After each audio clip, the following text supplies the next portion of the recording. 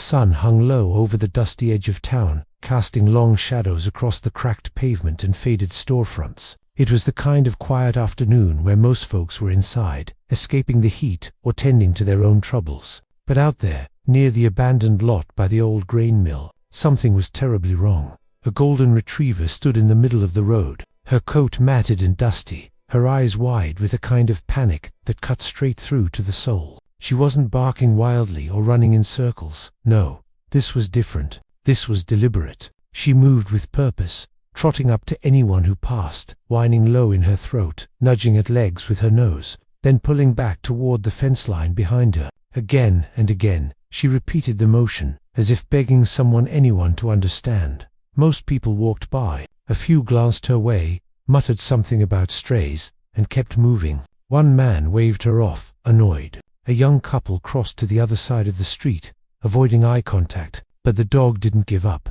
She couldn't, because back there, tangled in a mess of rusted wire and torn netting, was her baby. The puppy was small, no more than a few months old, with soft golden fur, now streaked with dirt and blood. He was caught deep in the fence, a cruel tangle of old chicken wire and discarded netting that someone had dumped near the lot weeks ago. The more he squirmed, the tighter it gripped him. His little legs kicked weakly, his breathing shallow and fast. He whimpered, soft and broken, and his mother heard every sound. She had tried everything. She'd clawed at the wire until her paws bled. She'd pulled at the net with her teeth until her gums were raw. But the metal was too strong, the knots too tight. And so, she did the only thing left. She asked for help.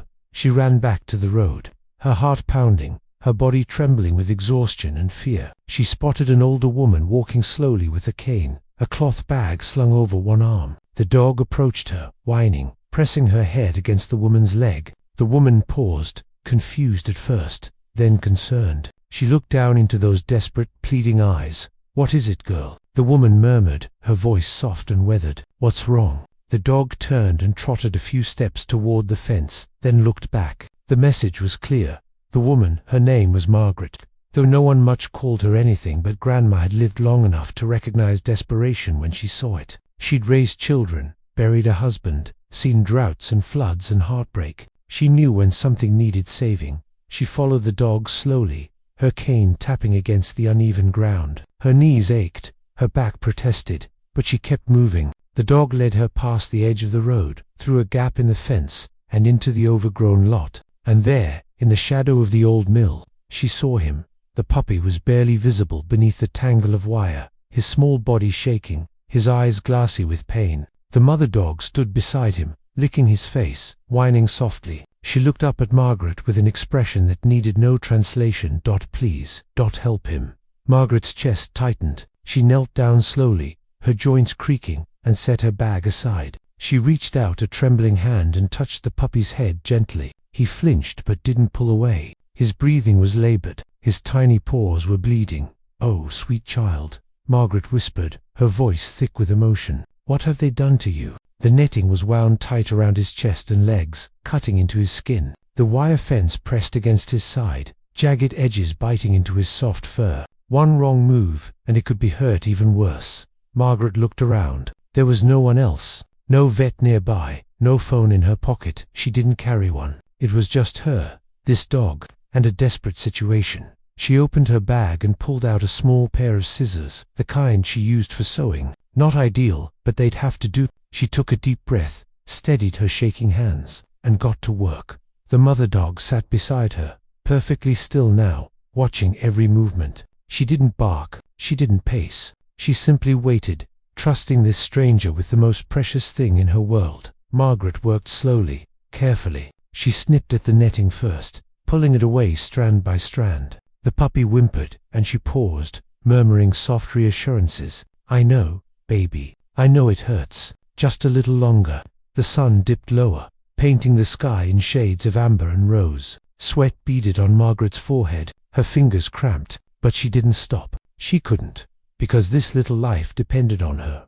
One by one, the strands gave way. The netting loosened. The puppy's breathing eased just slightly. Margaret moved to the wire next, bending it back with slow, deliberate pressure, wincing as it scraped her palms. The mother dog leaned in closer, licking her puppy's face, whispering comfort in a language only they understood. And in that moment, beneath the fading light and the weight of the world, something sacred passed between them, all the recognition that love, whether human or animal, looks the same when it's fighting to save what matters most. Margaret pulled the last piece of wire free. The puppy gasped, his little chest heaving, and then finally he was loose. Margaret lifted the puppy gently, cradling him against her chest like a newborn. He was so small, so fragile, his body trembling uncontrollably. His fur was damp with sweat and blood, and she could feel every rapid beat of his tiny heart against her palms. His eyes, clouded with pain and fear, flickered up at her, and something inside her broke wide open. The mother dog pressed close, her nose nudging her baby, her tail low but wagging slightly, relief mixed with worry. She looked up at Margaret, and the gratitude in those amber eyes was unmistakable. "It's all right now," Margaret whispered, though she wasn't sure if she was speaking to the dog or to herself. "We're going to get him help."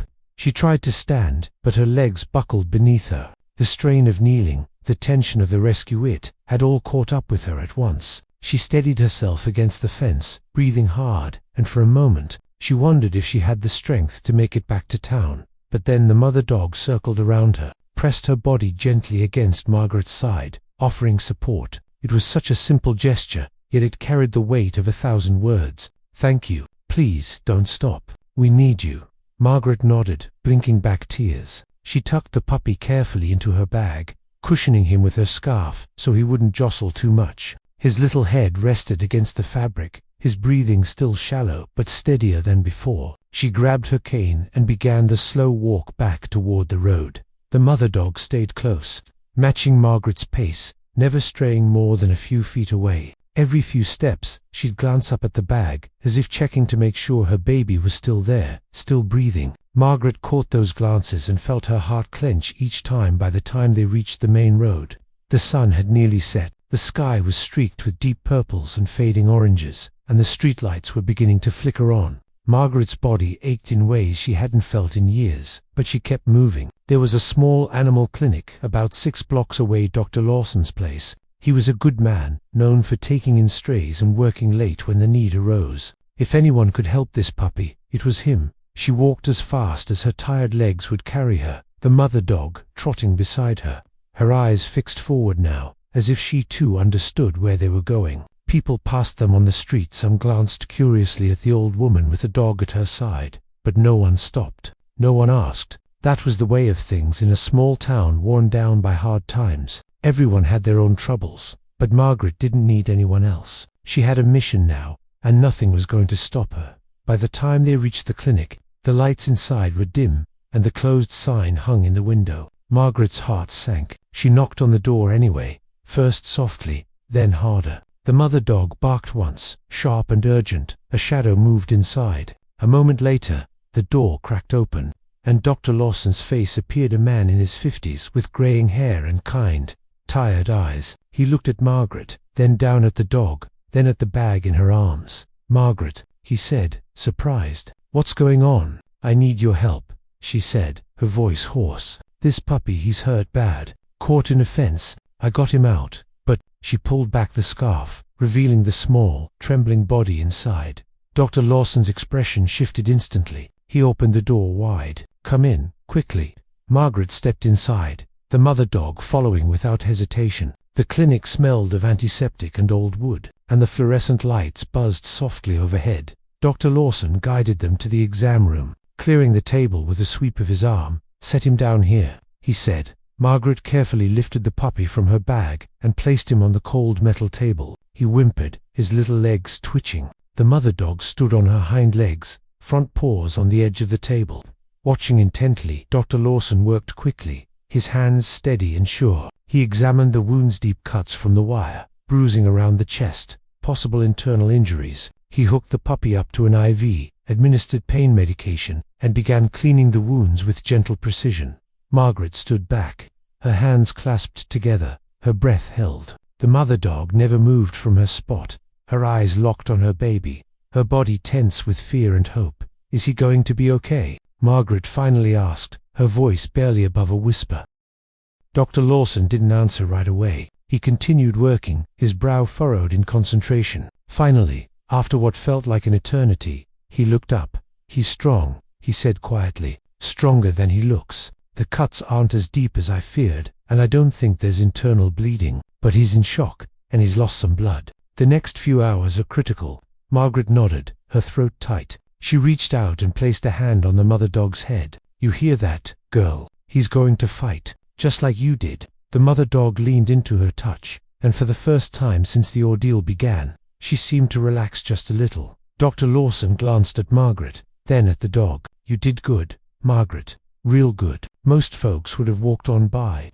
Margaret shook her head. "She did the good. I just listened." The room fell quiet, save for the soft beeping of the monitor and the puppy's shallow breaths. Outside, the world moved on. People went home. Lights turned off. Life continued. But in that small clinic, under the hum of fluorescent lights, something sacred was unfolding. A life was being saved, and a bond between species, between strangers, was being forged. Hours passed. The clinic grew quieter, the world outside darker. Dr. Lawson moved in and out of the exam room, checking vitals, adjusting the fall, murmuring soft observations to himself. Margaret sat in a worn chair near the door, her cane resting against her knee, her eyes never leaving the table where the puppy lay. The mother dog had curled up on the floor beside her, her head resting on Margaret's feet, her body finally still. But she didn't sleep. She couldn't. Every few minutes her ears would perk up at the slightest sound, the beep of the monitor, the rustle of Dr. Lawson's coat, the puppy's small, fragile breaths. She was waiting, watching, guarding. Margaret reached down and stroked the dog's head. "You're a good mama," she whispered. "The best kind." The dog's tail thumped once against the floor. Around midnight, the puppy stirred. It was small at first, a twitch of his paw, a flutter of his eyelids. Then his breathing deepened, steadied. Dr. Lawson, who had been filling out paperwork at the desk, looked up sharply. He crossed the room quickly, leaning over the puppy, checking his eyes, his heartbeat, his wounds. A slow smile spread across his face. "He's stabilizing," he said, relief flooding his voice. "He's going to make it." Margaret's breath left her in a shaky exhale. She pressed a hand to her chest, feeling the wild thump of her own heart. "Thank God," she whispered. The mother dog was on her feet instantly, front paws on the table again, her nose inches from her baby's face. She licked him gently, carefully, and the puppy responded with a tiny whimper, not of pain this time, but of recognition. "Mama's here. I'm safe." Dr. Lawson stepped back, giving them space. He watched the reunion with quiet reverence, the kind of moment that reminded him why he'd chosen this work in the first place. Not for the money, there wasn't much of that. Not for the glory, there wasn't any. But for this, for the privilege of witnessing love in its purest, most desperate form. Margaret stood slowly, her joints protesting, and moved to the table. She placed a gentle hand on the puppy's side, feeling the rise and fall of his breathing. "You're a fighter, little one," she said softly. "Just like your mama." Dr. Lawson cleared his throat. "He'll need to stay here for a few days. I want to monitor him, make sure there's no infection, no complications. But after that," he looked at Margaret, "do you know who they belong to?" Margaret shook her head. "Never seen them before. No collar, no tags. I think they've been on their own for a while." Dr. Lawson nodded slowly. "Then we'll need to figure something out. I can put out some calls, see if anyone's missing them." But he glanced at the mother dog, who was still hovering protectively over her puppy. "Something tells me no one's looking." Margaret was quiet for a long moment. Then she said, "If no one claims them, I'll take them." Dr. Lawson raised an eyebrow. "Margaret, you sure? That's a big responsibility." She smiled, a small, tired, but deeply sincere smile. "I've got room, and after what we've been through tonight, I don't think I could bear to see them go to just anyone." The mother dog looked up at her, and for a fleeting moment, Margaret swore she saw understanding in those eyes, a silent agreement, a bond formed not through words, but through action, sacrifice, and trust. Dr. Lawson chuckled softly. "All right then, we'll keep them here a few days, get the little guy back on his feet, and then they're yours."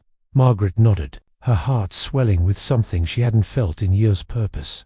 3 days later, Margaret returned to the clinic. The puppy was up and moving, still a little wobbly, but his eyes were bright and his tail wagged when he saw her. The mother dog greeted her like an old friend, pressing her head into Margaret's hand, her whole body wiggling with joy. Dr. Lawson handed over a bag of medication and care instructions. but Margaret barely heard him. She was too focused on the two golden souls in front of her, looking up at her with trust and hope.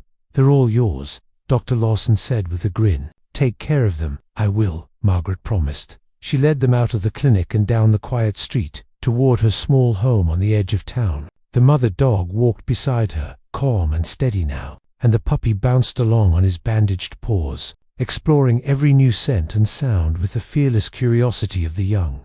When they reached her house, Margaret opened the door and gestured inside. "Welcome home," she said. The mother dog stepped in first, sniffing the air, checking the corners. Then she turned back to her puppy, as if to say, "It's safe. Come on." The puppy bounded in after her, tumbling over his own feet in his excitement. Margaret smiled, closed the door, and for the first time in a long time, her house didn't feel so empty. In the weeks and months that followed, the puppy grew strong. His wounds healed, his energy returned, and he became a joyful, playful companion. The mother dog, too, seemed to relax, no longer the frantic, desperate animal Margaret had first met, but a gentle, loyal presence who never strayed far from her boy. Margaret named them Grace and Chance because Grace had led her to them, and Chance had given them all a second beginning.